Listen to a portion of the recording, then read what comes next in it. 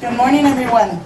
On behalf of the City of Edinburg, I'd like to welcome you to our Out of This World UFO Conference 2016. My name is Leti Leija. I am the Director of Library and Cultural Arts for the City of Edinburg and one of the organizers of this event.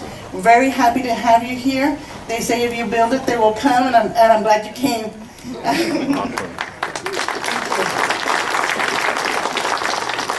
As you know, we have a very exciting and very qualified list of speakers. I'm very excited to be able to bring them to the City of Edinburg.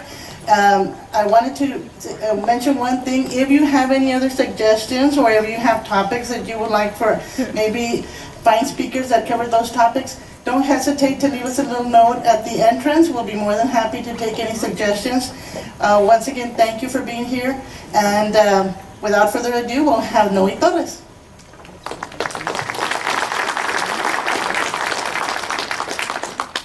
I want to get a picture of this nice audience for the Facebook, so everybody smile, okay? There we go. Maybe a couple. We have been really gratified at the response to our 5th annual Edinburg UFO Conference and Festival.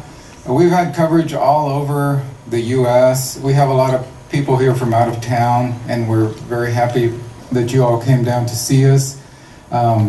I talked to a number of folks from San Antonio, Houston, Dallas, and a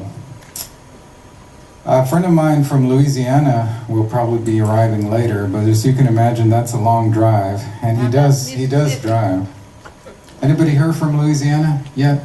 Oh, okay, we have one. I'm not with your friend. No, I understood, no. So anyway, Steve Andrasko will be joining me shortly. He's the co-presenter. I call him my color commentary guy, so those of you that watch sports know that the color commentary guy is the one who kind of fills in, because he went with me on this journey that I'm going to talk about today. It's one of the most interesting, and also it happens to be one of the oldest UFO cases in the state of Texas that Steve and I have investigated. And then recently we had a wonderful opportunity to go to Aurora at the invitation of their city commission. They put on the very first ever, now this thing happened in 1897, and only this year have they held the first ever celebration in acknowledgement of this very unique UFO event, which, by the way, some of you may know that a Hollywood movie was made based on this in the some years ago, called the Aurora Incident, and I'll talk about the making of the movie. And also many books have been written about the Aurora UFO incident. In my book, The Real Cowboys and Aliens, UFO Encounters of the Old West, I have a chapter in the book about the Aurora case, and I also include other stories of actual cowboys and ranchers and cattlemen from the Old West in America having UFO encounters, metallic discs flying across the sky, strange entities standing outside their craft, hovering in the background. You know, those sorts of cases, believe it or not, were being reported in the newspapers and journals of the 1800s in North America.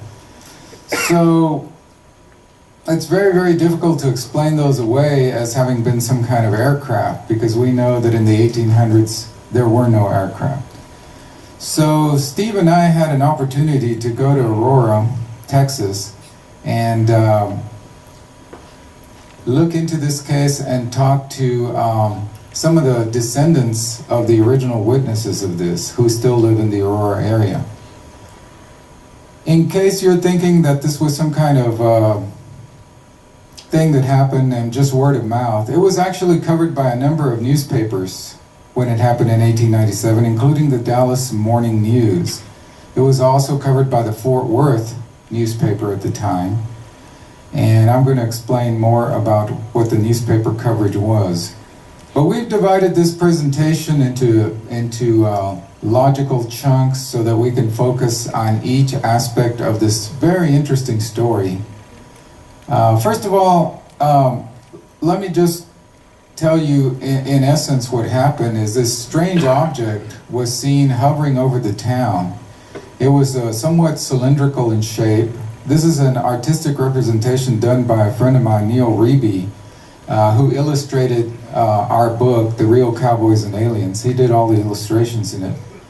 So when this object, it seemed to be having trouble maintaining stable flight, and then all of a sudden it started heading downward, and it struck Judge Proctor's windmill. Judge Proctor was a famous figure there in that area of Texas at the time, and it struck his windmill and it ruined his flower garden, the newspaper said.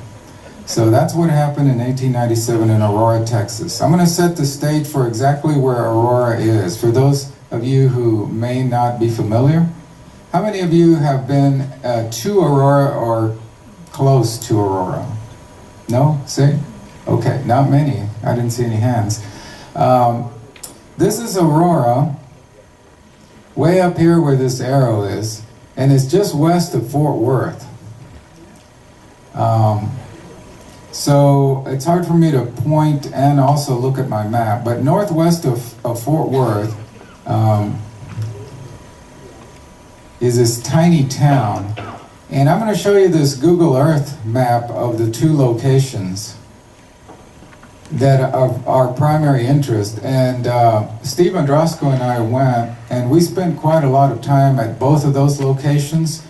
And we also talked to a fascinating lady named Dr. Tony Wheeler, who coincidentally is the city administrator for Aurora, but her grandmother was one of the original witnesses to the Aurora crash. So she had a lot of very interesting stories. She took us out on a tour and showed us around exactly what happened. On this Google map, you see up here is the original UFO crash site on a little hill, and we'll have some close-up pictures in a while. Steve and I went and we stood there, and Dr. Wheeler was telling us, you know, the story of the day that this object came over town, floated, and then crashed into the judge's windmill.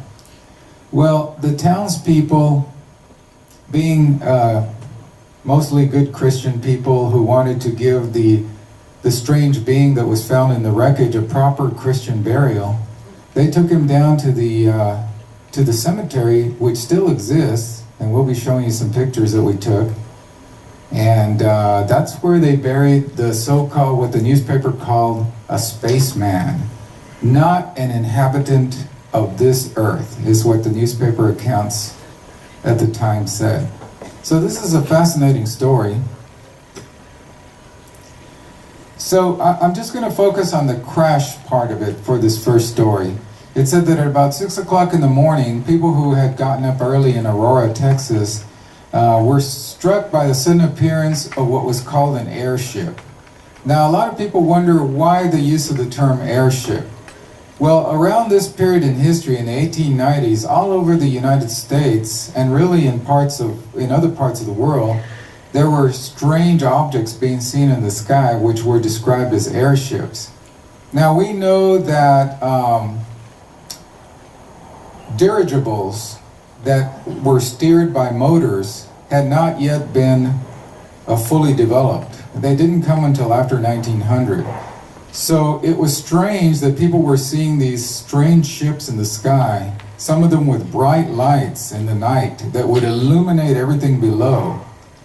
Well, you know, in the late 1800s, there were no kind of lights that would be capable of having such high intensity beams of light that they would light up the ground beneath them. So, I mean, they had lamps and campfires, you know. So, anyway, so they saw this ship, and it was traveling due north, and it was coming closer to the Earth. Evidently, the newspaper says, some of the machinery was out of order, for it was making a speed of only 10 or 12 miles an hour and gradually settling down toward the Earth.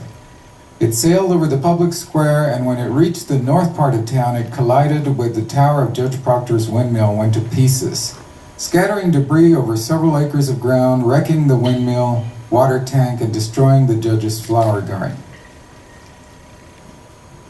So once again, from Google Earth, Google Maps, here is the actual location of where the crash was.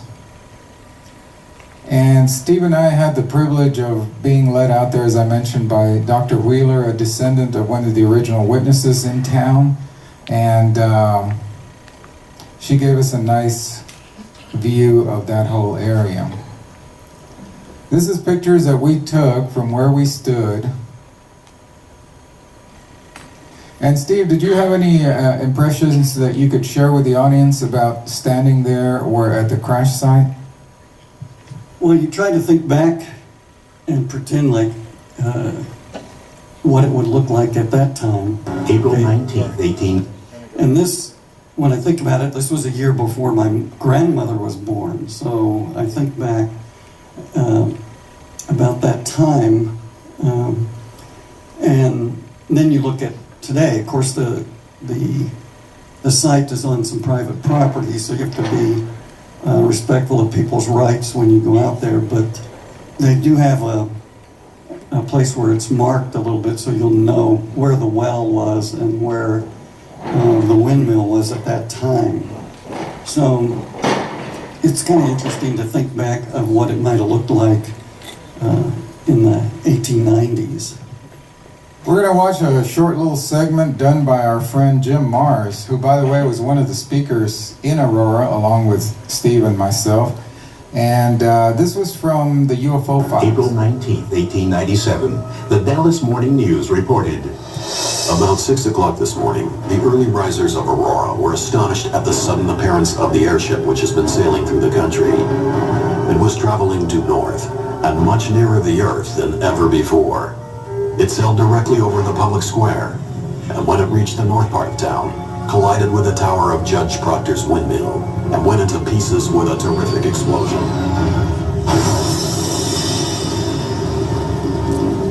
Scattering debris over several acres of ground, wrecking the windmill and water tank, and destroying the judge's flower garden.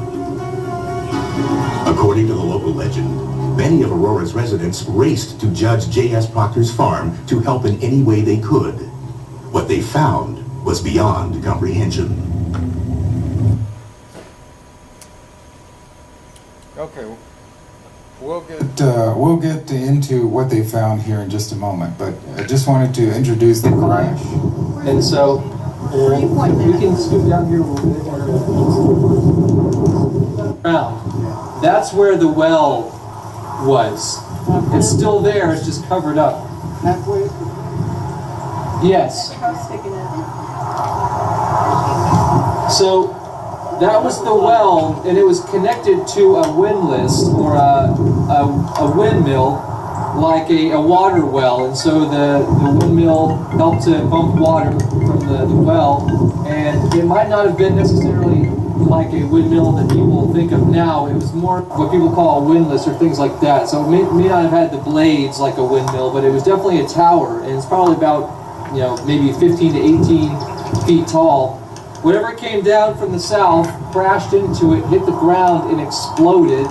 Took everything out of the well to use it for drinking. After about 12 years of doing this, they ended up acquiring terrible maladies and goiters and just arthritis and really bad things that happened to them health-wise. And if there's anything there, but I mean, obviously, so one of the big things that people said that they used to debunk it was that there was never a windmill. There was. Okay, Daniel, raise your hand so everybody can see. He was a narrator of that piece. He was with us there in Aurora. And Daniel is actually the organizer of the Aurora UFO Festival, which is held in April. So we've got some leaflets out there if you all are interested in going up to Aurora next year for the next conference. There'll be a lot of very good speakers like you'll hear today, and we encourage everybody to go. It's really close to Dallas, Fort Worth, so you can make a little vacation out of it. Let's talk about the ship that crashed next. So it was built of an unknown metal, the newspaper accounts of the day said, resembling somewhat a mixture of aluminum and silver, and it must have weighed several tons. Well, we know that airships of that time, hot air balloons and things like that, they would not have weighed tons, and they would not have been made of metal, and there would have been a very obvious looking balloon component to it.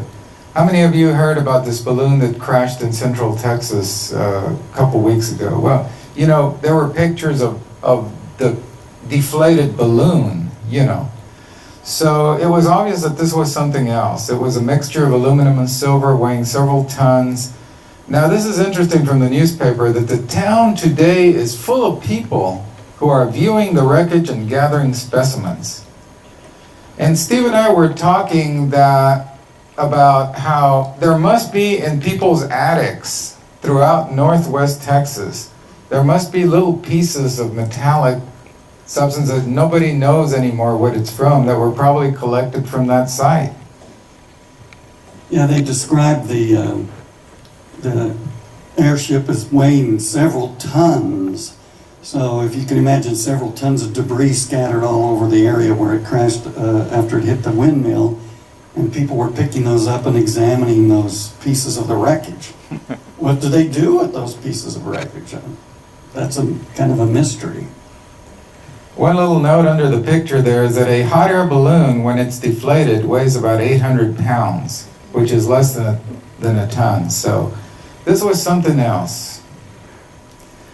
Now, something very interesting, and you know, another kind of coincidental thing is that the Roswell UFO crash, which is the world's most famous story about a UFO crashing to the earth, and then all this clandestine activity where the US military went and recovered bodies and pieces of the wreckage and the craft, that didn't happen until 50 years after Aurora. So this is the first known case of what's known in UFO circles as a crash retrieval, and it happened right here in North Texas in 1897.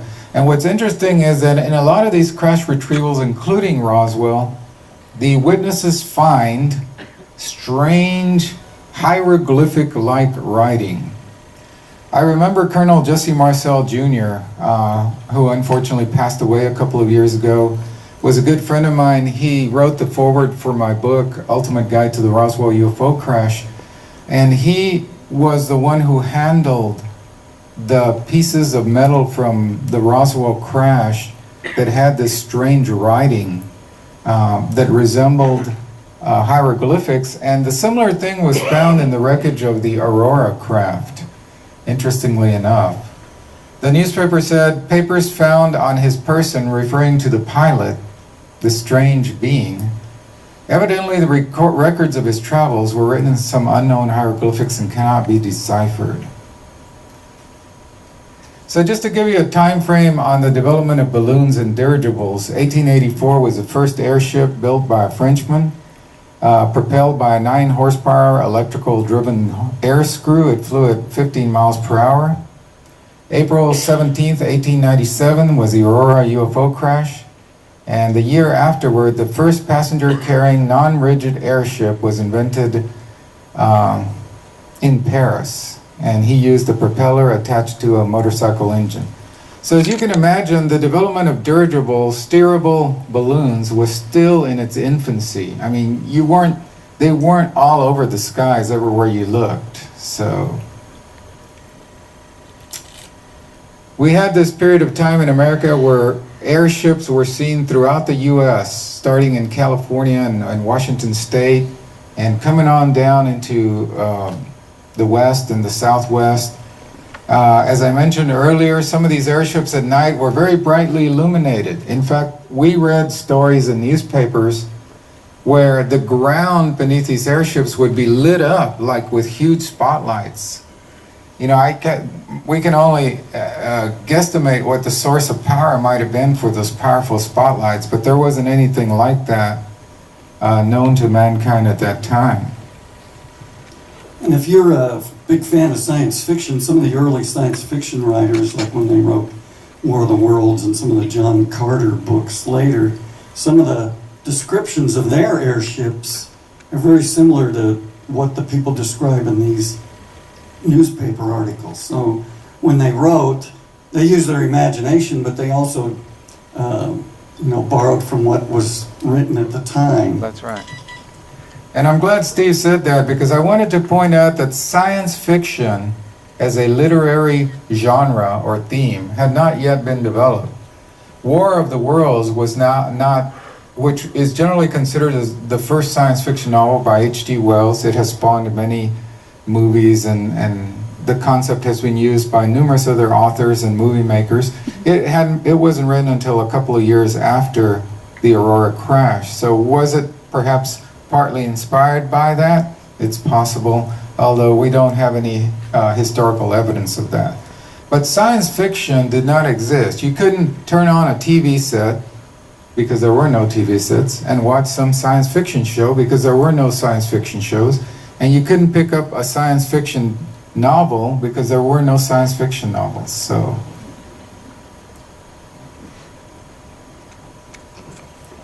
here's another visual representation, artist's representation of what one of the airships that was described in the newspapers was like. Not only were the airships bigger, faster, and more robust than anything then produced by the aviators of the world, they seemed to be able to fly enormous distances, and some were equipped with giant wings. And they have files from almost 1,500 newspapers from across the U.S., many of which I've been able to look up. I subscribe to a number of historical newspaper archives, which are very, very interesting, because you can go back in time to the 1800s and read the newspaper accounts from those days. If anybody's interested in that, newspapers.com is one of the ones I subscribe to, which has a lot of really old newspapers. You can see the entire newspaper. And that's one of the fun things about us being librarians. Sometimes we get to do some of this research while we're at work, so it's kind of fun. During our lunch period and breaks only, of course. Okay, the Spaceman. The song by David Bowie runs through my mind. The late great. The pilot of the ship was supposed to have been the only one aboard, the newspaper said. And while his remains were badly disfigured, enough of the original has been picked up to show that he was not an inhabitant of this world. A bold statement for 1897 in Texas. This was the buckle of the Bible Belt, and people were very conservative, church-going for the most part. And for someone to suggest that an inhabitant from the other world had crash-landed in the middle of town in a metallic cylinder, that was a bold statement. Mr. T.J. Weems, the U.S. Army Signal Service officer at this place, an authority on astronomy, gives his opinion that the pilot was a native of the planet Mars. Now, very, very interesting, Mars as a possible place where life existed was very much in the news at that time, because an American astronomer, Percival Lowell, had published his book a few years before called Mars, in which he suggested that life may have once existed on Mars or may still exist. And in fact, even today, we're not completely certain. There could be evidence of microbial life. Some have suggested there's evidence that water did exist in large quantities at one time. So back then, it sounds to us now kind of naive that people were speculating that this being was from the planet Mars, but not really if you stop and think about it, because we're not really completely able to rule out that life may have existed on Mars in some form in the past. And it wasn't that long ago, because I remember this vividly from being in the first grade at Ben Franklin Elementary in Muskogee, Oklahoma, when the space program was just starting with the Mercury spacecraft and stuff. And I remember my principal coming in and giving us a lecture on what people would look like that came from Mars, and he described what he thought people, and so they believed that there could, that there were canals on Mars and that there could be human type life, and this was back in the early 1960s or late 50s, I guess. So it wasn't that long ago, and we still did not have all the information that our space program revealed to us. The MUFON organization in Texas and in the U.S., the Mutual UFO Network, how many of you are familiar with that? They have an extensive set of historical records about the Aurora crash. MUFON has done several investigations. They have newspaper clippings on their website. And by the way, I've been a longtime member of MUFON, and I'm the former state section director for South Texas. So I strongly advise that those of you who have an interest in unidentified flying objects and would like to have access to a lot of materials, both historical and current, about sightings, I recommend that you go to the MUFON.com website and sign up to become a member. Their membership plans are very flexible, and they're not too expensive. I believe the current level, there's a $35 level now per year, and you can become a member of MUFON, and you receive the monthly journal.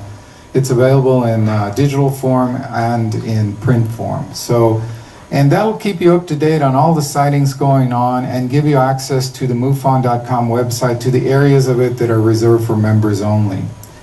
So this is, what I'm showing you here is from MUFON's research into this case, and this is one of the first-hand witnesses who was interviewed by the Dallas Times-Herald in 1973, and who was almost 92 years old at the time she was interviewed, and she recalled the incident vividly. She said the pilot was torn up and killed in the crash. The men of the town who gathered his remains said he was a small man. She was 15 at the time of the incident and had basically forgotten about it until there was a big uproar and furor about it in the 70s. They discovered the headstone where the mysterious being was buried, and it had, someone had drawn a little UFO on it from way back when, and then that headstone unfortunately was stolen. The Dallas Morning News reported that someone or something was in the craft. The pilot of the ship is supposed to have been the only one on board, and while his remains were badly disfigured, enough of the original has been picked up to show that he was not an inhabitant of this world. Mr. T.J. Weems, the United States Army Signal Services officer at this place and an authority on astronomy, gives it as his opinion that the pilot was a native of the planet Mars.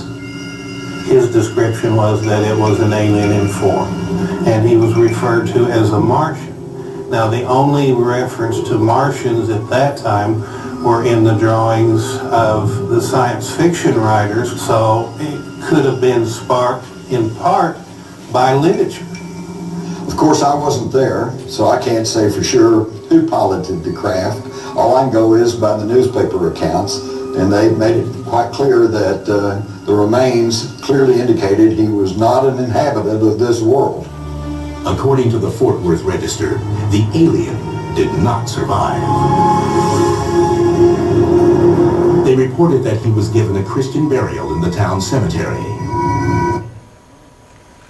Okay, very interesting points there. The one gentleman who talked about it could have been, people remembering drawings from science fiction. Well, there was no science fiction at the time, so, he was inaccurate on that. Science fiction did not exist until many years afterward, after the publication of War of the Worlds.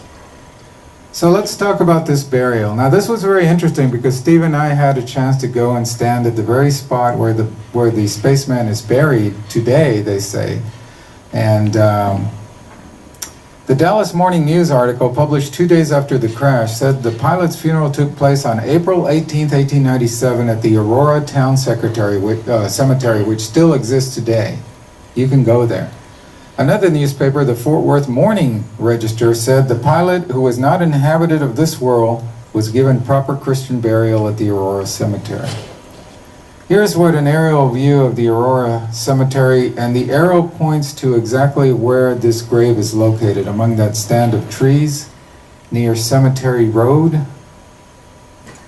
The location of the grave of the spaceman, currently marked by a huge stone, which we'll show you in some pictures we took.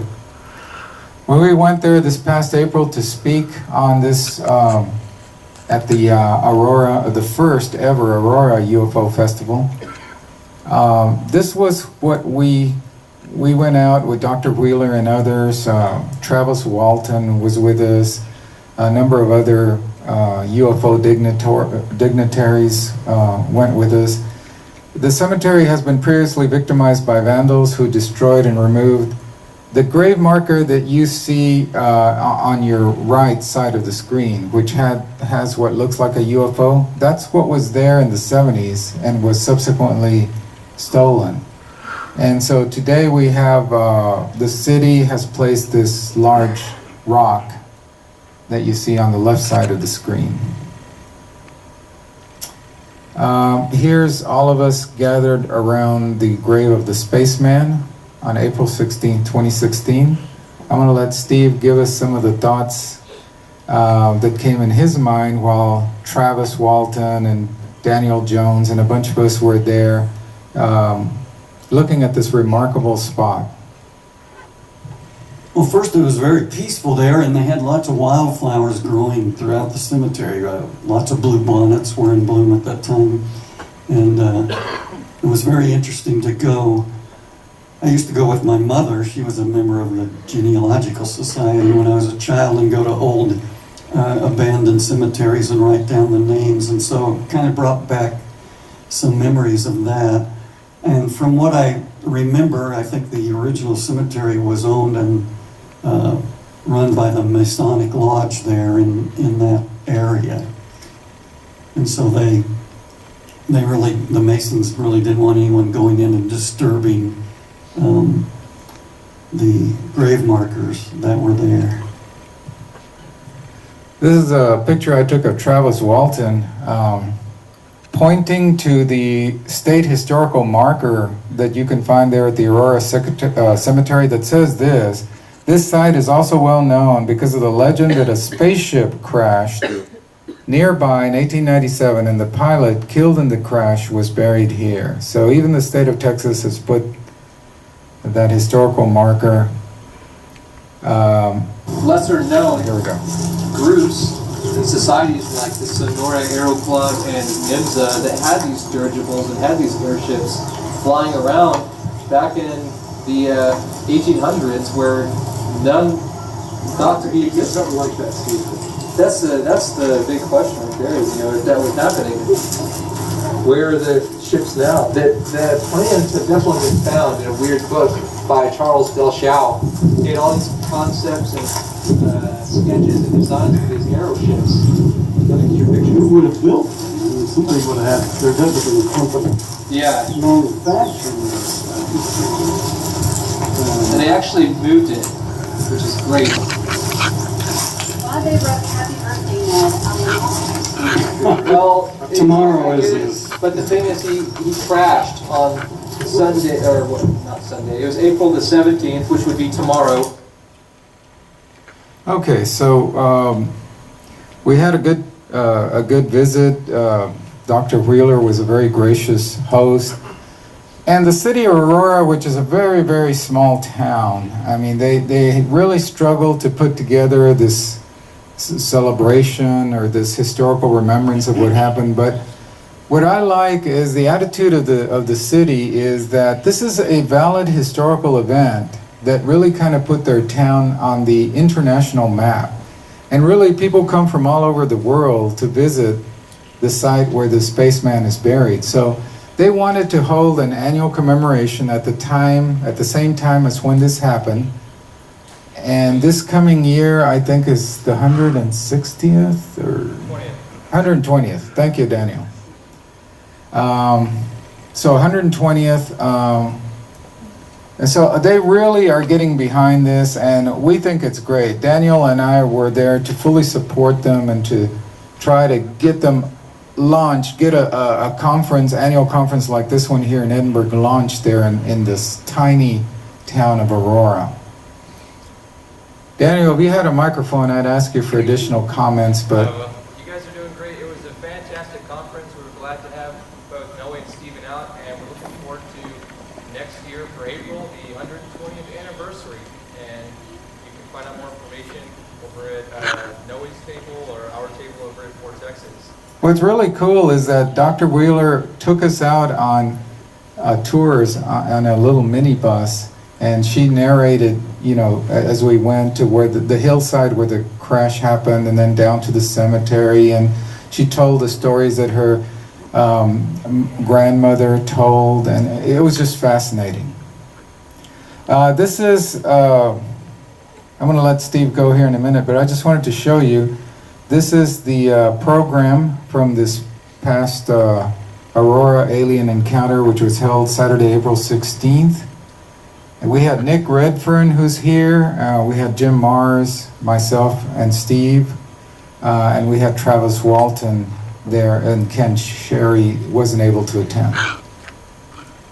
Well, going back to talking about walking around the cemetery, the other day I was at my son's and I was watching one of my favorite movies, and in this Back to the Future 2, which is one, I love those Back to the Future movies. Well, Doc Brown, he goes back to the past, so you can imagine yourself going back into the past, and then his girlfriend, who was a school teacher, wanted him to tell the truth while he was leaving.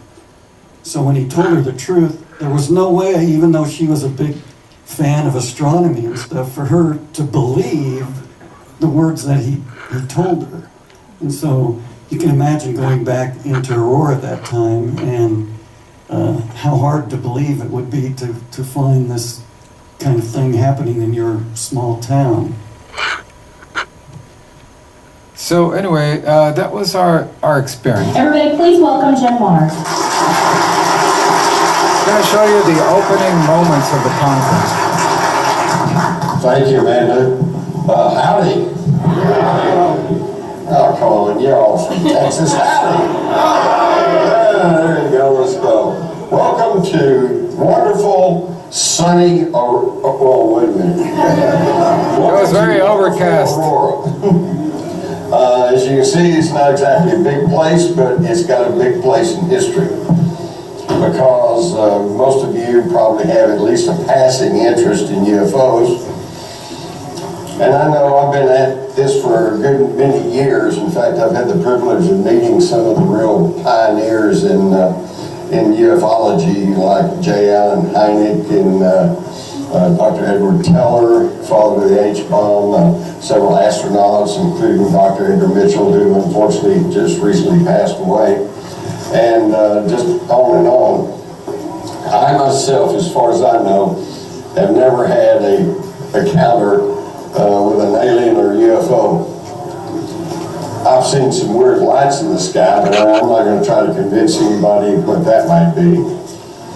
But in my 50 years as a journalist, I've come into too many contacts with pilots, both commercial and military, police officers, air traffic controllers, military officers, and when they all tell you about these stories, which most of you have heard, there gets to be a point where you say, wait a minute, all these people are not crazy and all these people are not lying. In fact, if y'all remember, some of you older folks, back in the 50s and 60s, we were told basically that there was no such thing as a UFO. It was just a hallucination, or perhaps mass psychosis. I always loved that one because as a young reporter, I'm going, oh wow, a heretofore contagious, mass psychosis. What a story, but you never hear that anymore. Why? Because the advent of the camcorder, cell phone, telephone. Today, you can go up on the internet, type in images of UFOs, and you can spend the next, year, I suppose, looking at everything's there. obviously you cannot take a photograph of a psychosis or of a hallucination. So the question about are they here, are they real, that's moot. Of course they are. There they are. So now the question becomes, and I hate to plug for my UFO book, but what is the alien agenda? Who are they? What do they want? Well, we're still working on that. But it all started, or I think it started, in fact, I think the Aurora crash is the smoking gun of UFOs, because prior to that, and even till today, there are people who would try to tell you, well, it's just secret government test craft, or it's just misidentified aircraft. Well, I always thought, would it be nice if there was really a well-documented instance that happened before we had anything in the air? And this is it. 1897, this is 6 years before the Wright brothers flew. Nothing man-made in the air. And yet, we have all these reports that came in from all over Texas. It was a very interesting conference, and if you all have a chance to make the second annual one, which is coming up in April, I would strongly advise that you try to make it out there. It's a great time for viewing wildflowers too, right? Here's some more pictures of us there. Just briefly want to touch on the motion picture. We have about 5 minutes remaining. And then Steve and I will be out at our table if anyone has follow-up questions. As amazing as it seems, what you are about to see is true. What the people of Aurora, Texas saw. What in the world was it? Where in the world does it come from? And why in the world did it choose Aurora, Texas for its first out-of-this-world encounter? Aurora Encounter. A true story. Believe it or not. Aurora Encounter, rated PG. I'll be the first to admit that this was not one of the major Hollywood releases of the 1980s, but it has a special place in Texas UFO lore, and it was filmed partly there in Aurora, Texas. Changes from the original story that were made for the movie: the spaceman does not die in the crash. He survives and interacts with the local townspeople. Also, the airship looks very different from the original description. It's more like the Close Encounters type of UFO. Numerous fictionalized encounters between the townspeople and the alien make up most of the movie. And in the end, the alien is shot at the end of the movie and buried in the town cemetery. So at least they decided near the end of the movie to go back to the original story. It was released 4 years after E.T., so they were trying to capitalize on the Steven Spielberg's fame. It was filmed in Aurora and at the Big D Ranch in Dallas during 1985, released in 1986. It was a small, low-budget production featuring mainly a Texas cast and crew.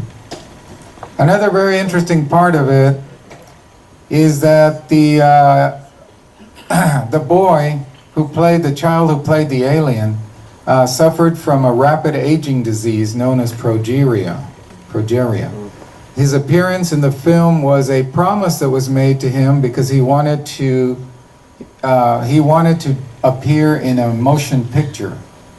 And so the Make-A-Wish Foundation granted him the wish of appearing in a motion picture, which happened to be the Aurora incident. And he passed away 6 years after the movie was made. We appreciate you all's attention. The best is yet to come. We've got from Ancient Aliens, Mr. David Hatcher Childress, who's traveled all over the world. And I rank him right up there with Eric von Däniken in terms of his knowledge about ancient civilizations and the technologies that have been uncovered by archaeologists. So he'll be here later today. Mr. Van Hansen from Fact or Faked Paranormal Files, former FBI investigator who specialized in tracking down serial killers and child killers. He has a fascinating high-tech presentation on what we can learn by studying major U.S. politicians' TV interviews about UFOs. So you won't want to miss that. And we've got a number of other fascinating speakers. Dr. Lynn Katai on the Phoenix Lights. You won't want to miss that. She's world famous and travels all over the world talking about what happened in Phoenix, Arizona in 1997 when a hugely illuminated fleet of UFOs appeared over the city one night. Then we've got, of course, Nick Redfern and the Men in Black. Are there any Men in Black here today? I'm starting to get nervous about that. And one of his latest books, Women in Black, which is something I didn't realize, that there were actually cases where women show up after a major UFO sighting and they take on the role of these Men in Black. Maybe we should go with a gender-neutral term in the future. Anyway, thank you so much. Nick Redfern is next after about a 10-minute break. We'll be out at the tables if anybody has follow-up questions. Thank you.